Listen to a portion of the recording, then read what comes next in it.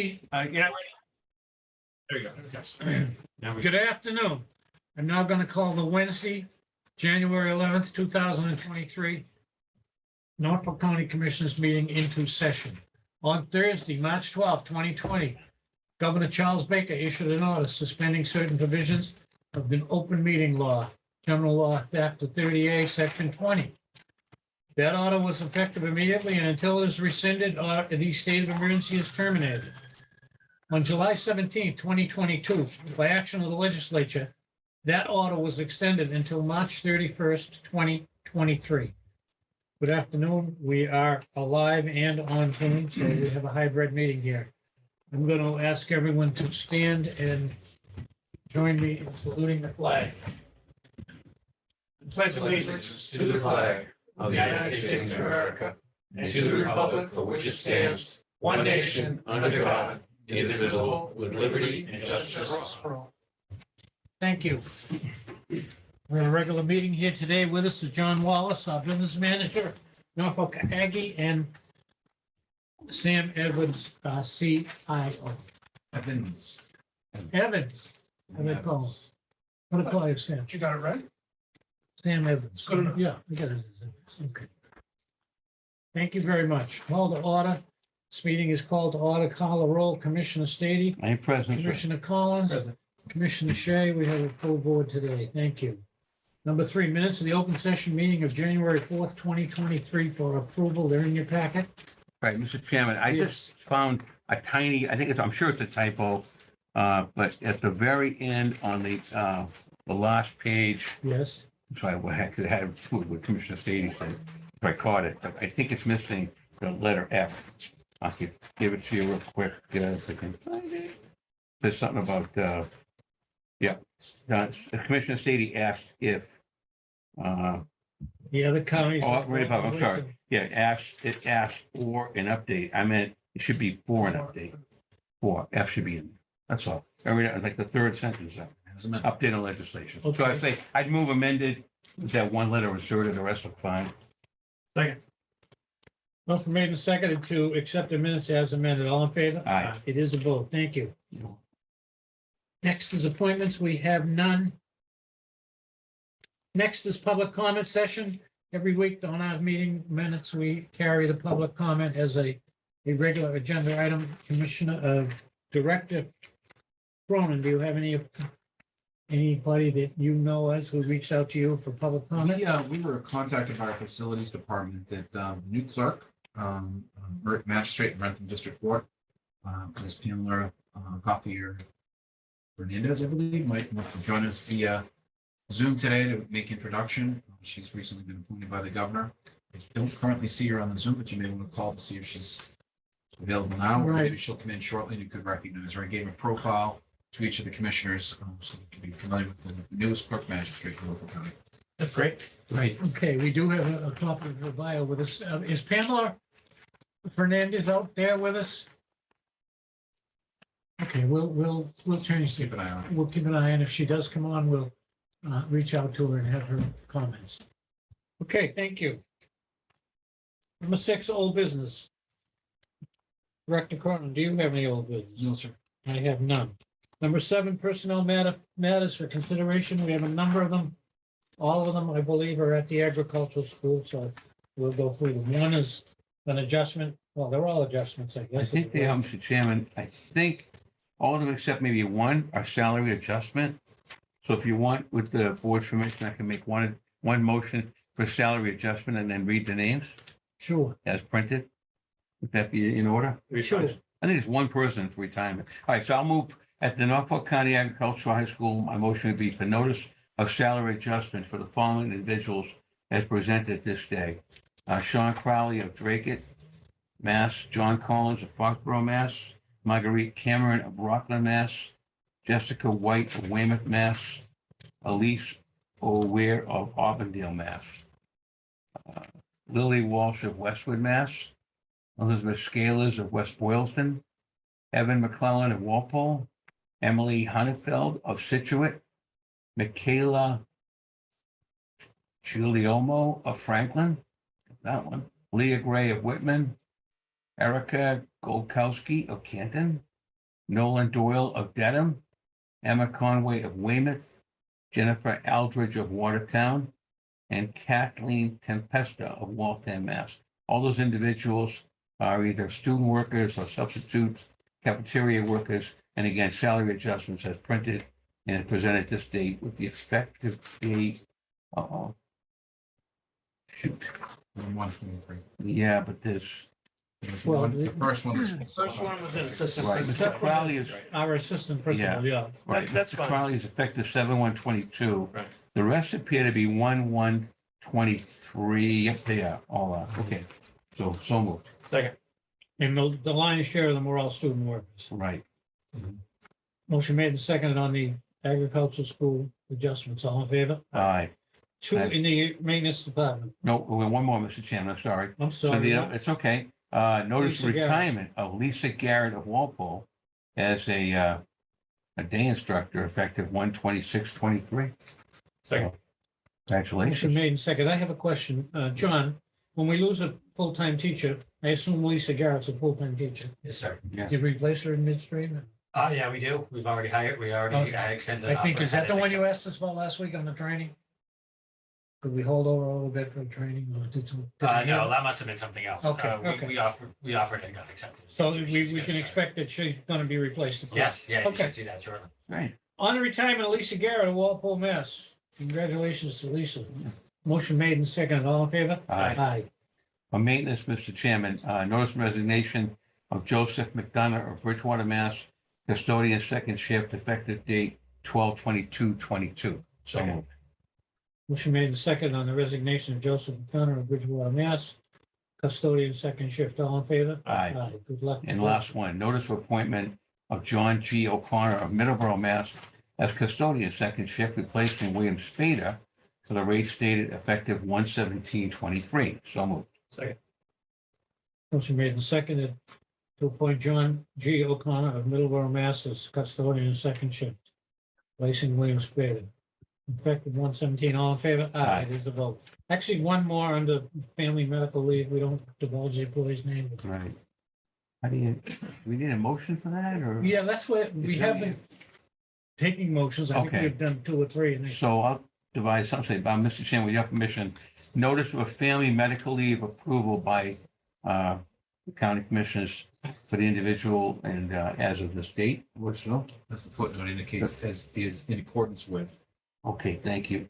Let's see. Name has been redacted in accordance with the Health Insurance Portability and Accountability Act of 1996 guidelines. Let's say the effective date will be today. Is it as of this date? Okay. Yeah, I'll second that motion.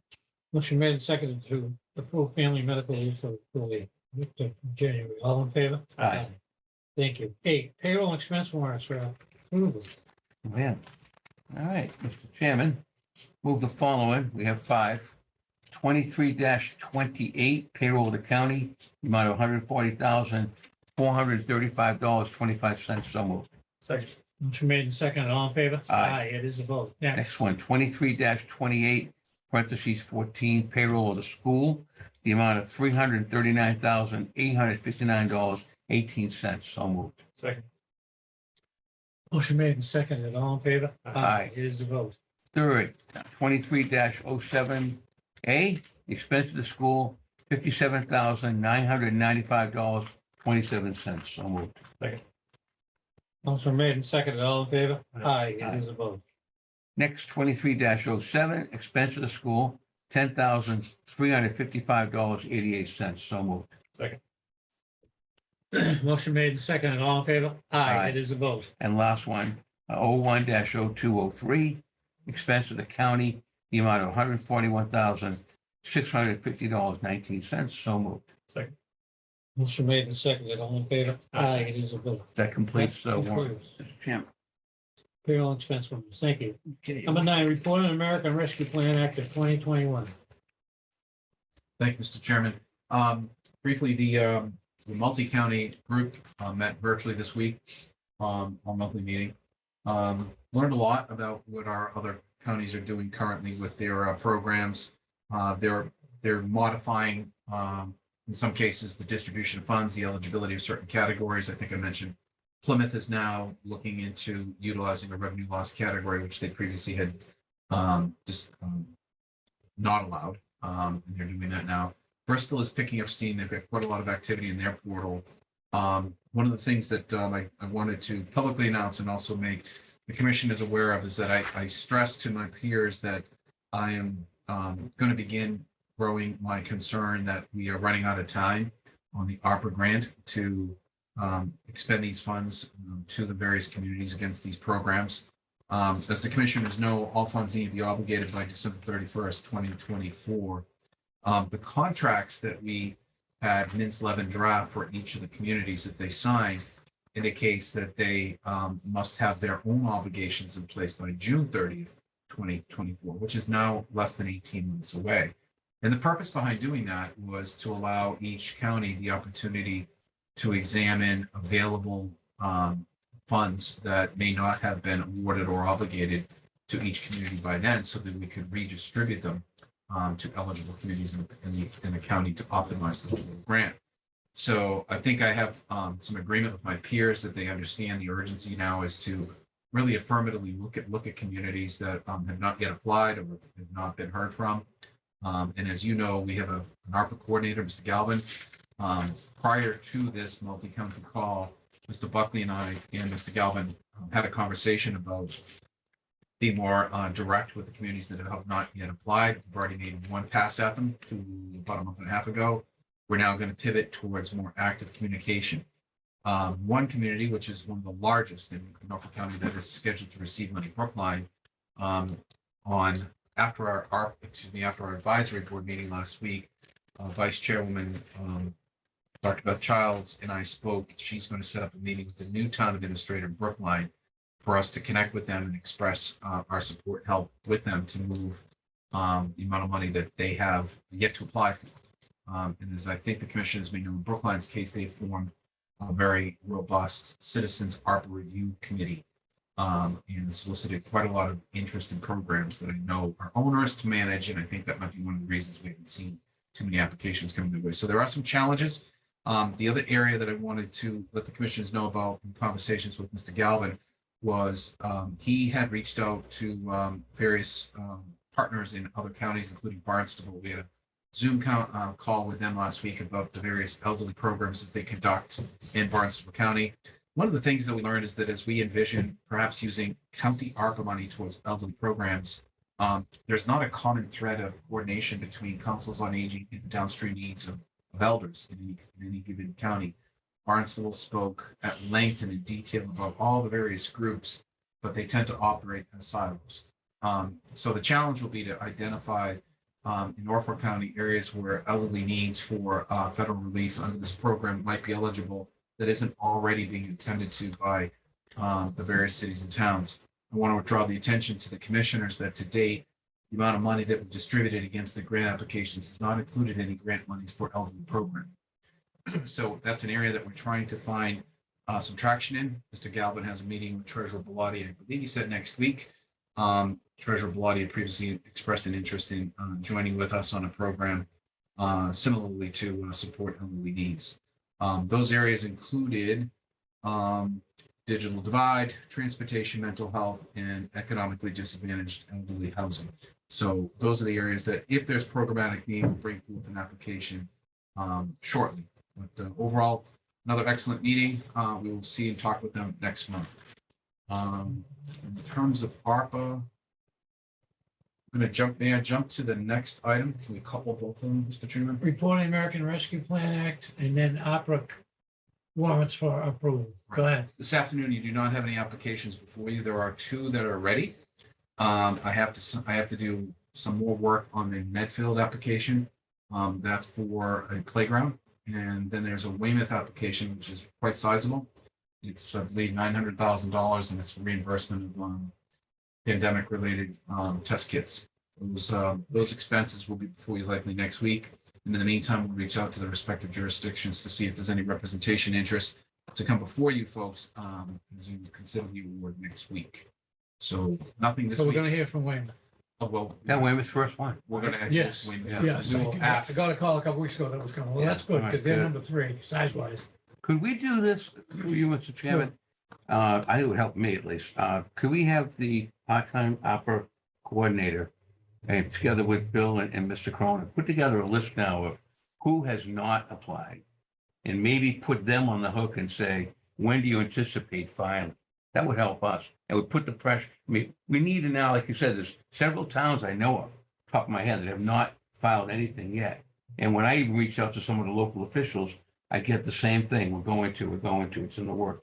Maybe we need to kind of put down to them, okay, we know, you know about the program, but we want you to file by, say, June or something like that. Because at this point, you're right, it's only not that far away where, No. you know, it's going to be tough to them to get it in and then get it approved. And, you know, what we have to do is meet the guidelines. So is there any way we could do, I mean, what are there, 7 or 8 towns that still have not applied? I believe the number was 5, but I, Okay, well, Weymouth was one, Mhm. which It's is a big good. Get that one in out. Brookline's, But, very big.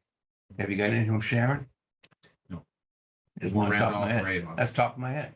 And Randolph hasn't? And We, Avon? we do know, after speaking with them, that Randolph or Avon are kind of coupled together with that Understood. tri-town Water. Yeah, thank you. We've been hearing that for like 6 months. I Yeah, think you and I heard. we it went to when that yes, meeting, we that's met with right. the manager. Last Right, year. right. So I'm just saying, kind of things slip through the cracks. We're gonna make sure that the towns get their money, you know, first and foremost. And then if they don't get it, then obviously, like you said, then there's might be an opportunity for us to help other towns or That's the other plan. programs. So anyway, I'd be happy to do just, that. I think that Chairman, would if be you'd like. great. Yeah, I would, I think we should redouble our efforts. Now that we have an outreach person and I mean, I thought And Randolph Quin- was, what about Quincy, Mr. Chairman? Quincy's applied only, well, they've one- gotten 2. One Have they is got very 2? large. Yeah. There's another one coming There very is one in soon. the queue right now that Yeah. our Clifton Larson's working on. okay, Don't worry, my experience with Quincy is they, just checking. plus Mayor Cope All won't leave any money on the table. I just, that's a prediction. right, we'll take that to the bank. All right, thank you, Okay. Mr. Chairman. Any other questions about opera for today? We'll look forward to it, particularly Medfield and Weymouth, particularly Weymouth, so we get going with Weymouth. Number 11 is bid openings at 1:30. We have no bid openings today. Thank you. Next, contract awards, number 12. We have no contract awards.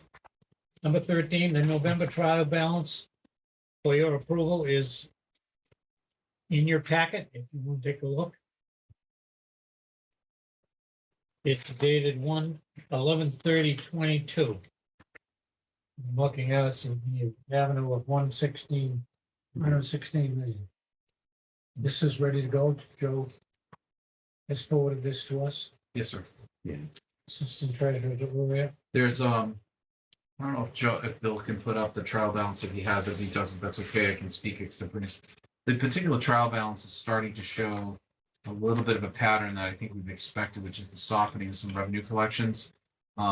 Previously, I've reported to the commissioners that it was a little too early in the year to look for any trends. But as we examine some of the deeds excise registry collections, Bill, I think it's trial 2. Next tab. In any event, I had analyzed this and I looked at it. The revenue projection for FY23 appears to be easily attainable, given the amount of money that we've collected to date. The bad news is that level of collections to date is softening, and that's what we expected. In other words, the surplus that we've seen in the last 2 years is not likely to materialize above benchmark as we had thought. And that's not unexpected. These revenue figures also do not reflect, I believe, the registry 1 month behind, so we do have a little bit of buffer in there. I'm more concerned about what our base revenue modeling should look like for FY24. In a few minutes, I'll give you my report for the FY24 budget development, and that's something that's going to feed into how we position ourselves for budgeting FY24. In short, the trial balance is starting to really come into focus. I'm sure December will give us similar numbers, which affirm our target is firm, but we're not going to likely see the kind of surplus that we had previously seen. The question will be, what type of surplus will develop that we can use for FY 24 supplemental issues. So that is the biggest finding on the trial balance. Also, there was an item that we'd previously been discussing. I think last year there was some interest in the registry of deeds copy fees. We budgeted $200,000, I believe, in FY 23, and to date we've collected $49,000. That number, again, it's not a major revenue source, but it is significant, and that source seems to be going in the wrong direction. We'll have to wait and see what the remaining 7 months of the fiscal year yield, but it's another area of negative against projection. Okay, so we're ready to go forward on trial balance. Any questions? Motion. Any further Yes. questions? Need a motion, Mr. Chairman? Yes. Move the approval of the trial balance dated 11/30/22. The amount of $116,376,622.55. Second. Motion made and seconded. All in favor? Aye. That is the approved trial balance. Right. Number 30. Thank you.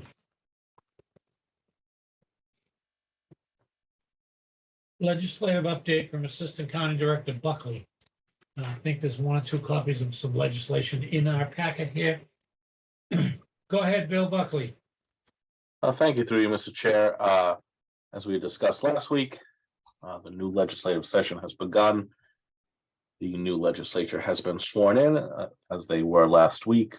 We are working closely with Representative Phillips in the House and our dear friend Senator Rush in the Senate to file the marquee legislation for county government within Massachusetts. That legislation, which has been updated to reflect current timelines and dates, an act relative to deeds excise receipts, which is in the Thank you. packet, will be timely filed within the next few days.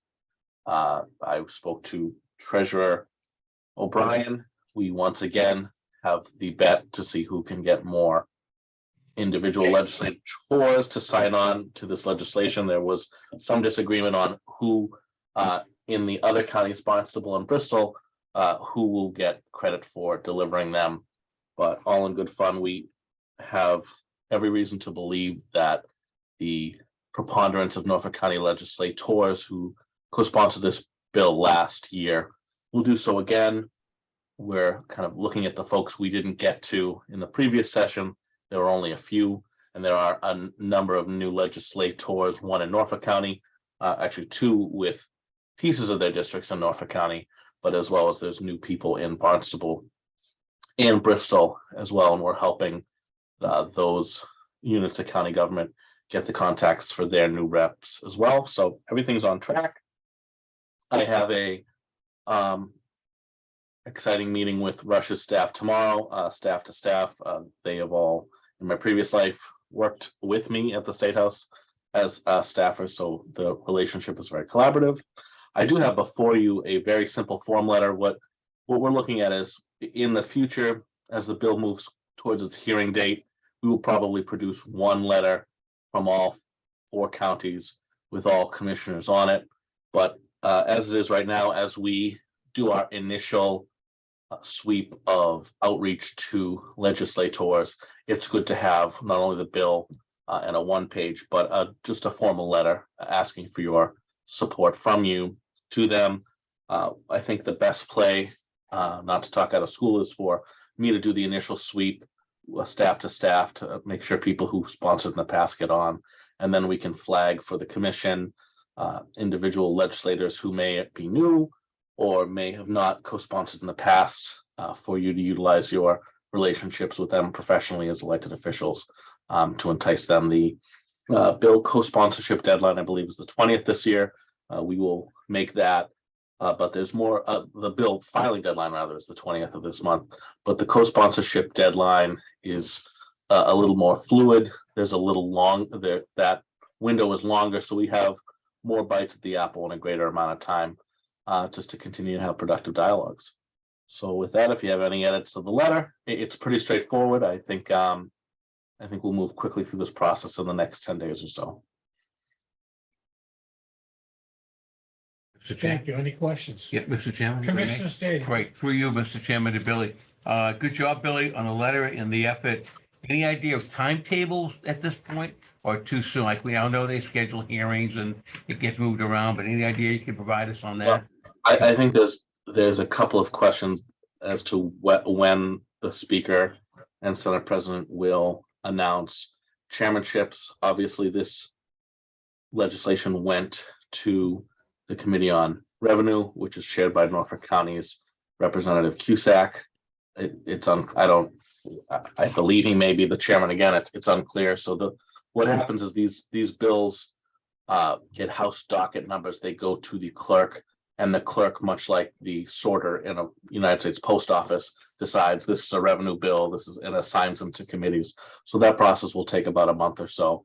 All the while, we'll be piling support on, and then we can begin to have a dialogue. The committees set their hearing schedules themselves, oftentimes grouping bills together by subject. So we won't necessarily know. It at the very least, we'll have a few days' notice before a hearing would occur. If you recall, last year they didn't do a formal hearing. They did a hearing where they collected written testimony, and we put forth written testimony there, so there was no need to go into the building. But we will obviously, once we figure out where this is going and who's in charge of the committee, we'll get a sense of the timetable and when they're thinking of holding the hearing. And that's where Representative Phillips and Senator Rush's office come in. They've been very helpful getting us sort of the inside track of the when and the how, and go from there. So I'm one more question, if I could. I'm assuming, Bill, that we're going to reach out to every rep and senator in our county, though, right? That's correct. Not the ones that were on it last year, but even broaden it out a little bit. So we got just about everyone, save I believe one or two in the House. So we have 15 members whose districts are Norfolk 1 to 15. There's Okay. also one of the new member for Director Cronin's hometown of Harleston also has a piece of Millis. So he's involved, as well as Representative Barrows from Bristol has Foxborough. And I believe that's everyone. There are a couple of members who are not in Brookline who have pieces of Brookline from the Suffolk delegation. So we've got most of them. I believe what it will probably do after the first sweep is there'll be, I'd say, less than 6 members within Norfolk County's purview for you guys to have follow-up conversations with. Thank you. We're also helping our sister counties as well with their legislative activities as well. Thank you very much. Okay. Thank you, Bill. This legislation, which is, I believe, the 5th time I've seen it. Been here 6 years, so we're all pretty familiar with it. Are we going to, again, collaborate with the other counties? That's correct. And we're going to talk about one advocacy group, one lobbying group, or has that been decided? Through Mr. Chair, I believe that that has been discussed, but in the purview of your professional association versus your purview as Norfolk County. So I think the association is dealing with the lobbying efforts, although you have a really decent lobbyist in me and Treasurer O'Brien. So I think there's the professional aspect of it, and I also think there's much of this groundwork can be easily done between the High Treasurer and myself early, which is saving the association money. Okay. I would think that level of to Commissioner Stady's point, that level of lobbying is probably a March or April endeavor, because the legislature, as we know, starts slowly. Okay. Thank you. Through Mr. Chair, is the letter Yeah. permissible for you? Would you like to maybe vote to empower me to send that to legislators as we begin our advocacy?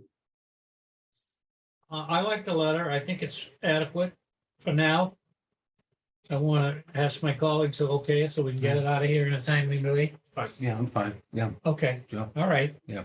That's a And I'll go. use stationery. I make them all office specific, obviously. They like that. Correct. Thank you. Thank you. Thank you. Okay, I'm gonna ask your indulgence, and we're gonna go back to our personal service item under Norfolk County Notice of Family Medical Leave approval for employee. I have a note here that we need to be more specific. What? Right, so if I may, Mr. Chairman. Sure, go ahead, Director. So, Commissioners, you had previously approved a Family Medical Leave Act request. I'd like to provide a little bit more detail for a possible revote with effective dates. In this case, we have three applications. Application number one would be effective February 10th, 2023. Application number two and number three would both be effective February 27th. Little different vote than the last one, which was effective today. Ms. Labadini provided me these details moments ago, so I think it would be moving to revote the effective date of each of these three applications. We need to cancel our original I vote. would like you to do that and revote it as just stated, February 10th, and the other two for the 27th. Like those that you can see. So I move that we Reconsider our Retract. vote. retract a prior vote Correct. made by the board, Mr. Chairman, Okay. concerning the granting of the family medical leave Second. with the effective date of. That's on reconsideration. Motion made and seconded to reconsider. All in favor? Aye. Now, I'm starting from scratch. We had three of them. we'll move the granting of family medical leave for an individual with the effective date of 2/10/23. That's application number one. Up right hand corner. No, I'm not supposed to look at this, right? That's okay, I just wrote application is in the upper Right. right hand corner. Right, so did I just say that? So, Move approval of the application for an individual, number one, of 2/10/23. second. Motion made and seconded on the first one. All in favor? Aye. Okay. All right, and then move the approval of application individual 2 and individual 3 with the effective date of 2/27/23. Second. Motion made and seconded on applicant 2 and 3. Motion made and seconded. All in favor? Aye. Aye. This completes Family Medical Leave Act today. Thank you. Thank you, Commissioner. Legislative update is done. Number 15, fiscal 24 budget update, Director Cronin. Thank you, Commissioner Shea. Commissioners, I believe I just distributed a draft copy of the memorandum that I intend to release tomorrow to the department heads regarding the FY 24 budget development guidelines. We are going to be following the very same pattern that we did last year, where department heads will be required to utilize the platform within Budget Sense to input their request for FY 24. Department heads should have already received from the Director of Human Resources all the relevant pay scales reflected in last week's advisory board vote, which will provide for 2.5% COLAs for certain non-union and union expenses. We are asking the Registry of Deeds to budget for 2.5% in FY 24 as a placeholder until and if that particular contract is approved. We're asking for all budgets to be completed and entered by Tuesday, February 7th, 2023. There is a little bit of a highlight in here that in FY 24, we do expect, and I mentioned this at our meeting last week, some stressors in our budget next year, namely utility costs, and we're going to ask our departments to carry over a 20% impact to the projected costs next year. And as I namely pointed out during my presentation last week, we're going to obviously be faced with increased healthcare costs and retirement costs that are likely to be baked into our overall FY 24 request. The instructions are pretty straightforward. They do replicate last year. If anybody has any questions relative to their input or this process, please reach out to myself or Phil Tosca. For the commissioners' enjoyment, I've also provided a copy of the FY 24 proposed budget schedule. Last week, you reviewed this, as did the advisory board. Now, this budget schedule does not require a vote, so it's informative, and through guidance, we're offering it to our department heads in the release of this memo tomorrow. I do want to point out there's one small change from last week. After speaking with one commissioner who had a conflict, we've moved March 22nd meeting, I believe, of the commissioner's public hearing to March 15th.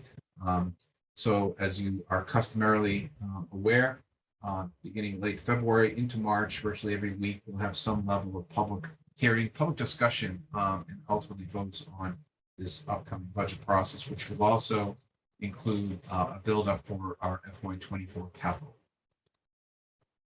I'll release this tomorrow to the department heads. If any commissioners have any questions, happy to answer them. Any questions? No, it's fine.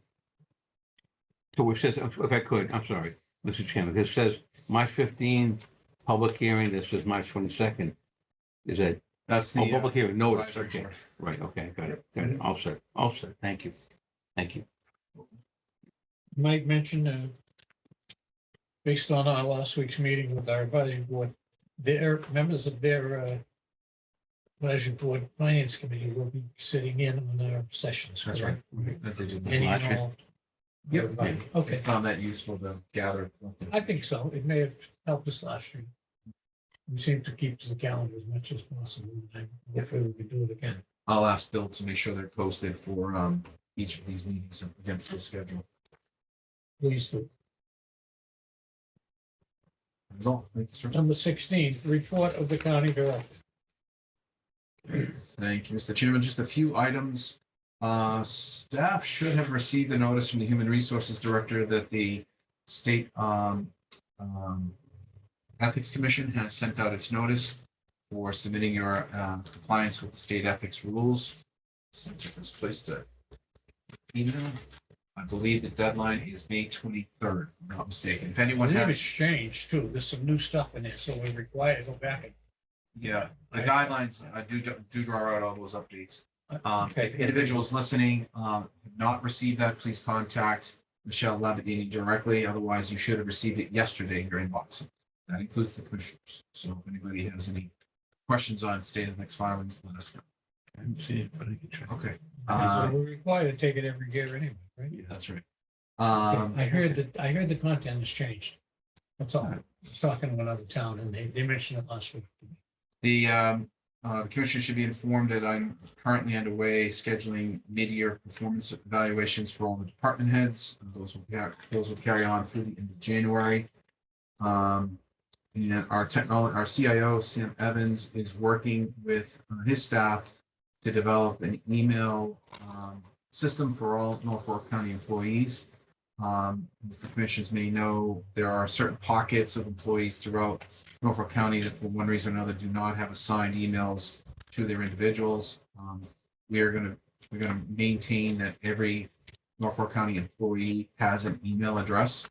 Accessibility to those emails is something that Mr. Evans is working on, but this will allow us to have seamless administrative communication with each of these employees for any upcoming matters affecting their employment. And hopefully over the next couple of weeks, I'll have some updates on when we'll be rolling that out. That is underway. That is all I have for commissioners at this point. And I still don't see the clerk magistrate. Who's that top left? It's not. That's Phil. That's Phil. Yeah. How about that over there, the 781? That's always there. People That's the registry. So I'm afraid she didn't reach. So she didn't, Okay, well, we'll reach out to her again. We'll put them on next week. Number 17, any items that the chair did not reasonably anticipate would be discussed. two things if I could. They're right on point. Commission. We're talking about, Mr. Chairman, through you, and maybe through Victor Billy. We talked about a legislative breakfast or something at the At the school. Aggie School. Correct. And then we got a notice from John Martin that said somebody else is doing something similar to what we're doing. It might conflict with us. We'll probably talk about it at the trustees, Right. but I wanted to mention it that we might want to be thinking about tonight, some other alternative dates. I didn't see that. Okay, I That was- definitely. John said Let's that, talk about it. I mean, just something to think about for Yeah. the legislative effort. Yeah, Because again, it's all one thing to me. We're going to try to get support for the Aggie School, but also for our bill as well, having the legislators there, which would be great. The other thing is I'd like to see if we could this year really move forward on the charging stations that we had talked about last year. That gentleman from the manager of Milton, who I can't, Mr. Dennehy, I think. Mike his name. Dennehy. Right, He's- is big into that and talking to him and others. It doesn't cost too much in terms of getting them located. I on a- understand for county public facility. use, Right. there's federal money available for So it. there you go. We're All looking right, at let's. how to use that's a- our ARPA. Wouldn't that be a good idea? And to put it at the county, maybe have John McGowan work with Mr. Dennehy for your permission, Mr. Cronin. Maybe we put 3 or 4, start putting them in different locations. Sure. We're serving the public. Might even generate some revenue. Might be a way to, generate some revenue for the county, but you're starting to see them. At least now I am more and more at different places. different places. So just a follow-up, that's all. No, I think it's coming. There's no question. Yeah. We do have a lot of other buildings that we, utilize and have parking lots there. Yeah, We don't collect a lot of money, but, we're to serve the public anyway. It's only a matter of time. in some of them, they use the idea of a canopy garage facility to generate the solar, and then they do, but they don't have to do it that way. You can simply have a freestanding charge station and then we're providing a service. And again, what I'd envision hopefully would, again, have John and our right. director work on it, take a look. Definitely, we have some I'm problems. happy to follow up with Mr. Denny, Golf find out course? where the Golf the course industry's is heading, perfect. what those grant opportunities look like. Yeah, With its new parking. And if necessary, we'll put it out to bid. okay, great. Thanks, that's all I had. Anything else? No, sir. Last call. Our magistrate's not here. She didn't, Okay. maybe we'll get her scheduled some other time. Clerk Fernandez from Yeah. Rentham, no, we'll reach out to him. All right, so I move we adjourn at 1:40. Second. Motion made and seconded, adjournment, all in favor? Aye. This meeting is adjourned. We'll meeting next week. Right. Agricultural Board meeting this evening. This Thank evening. you.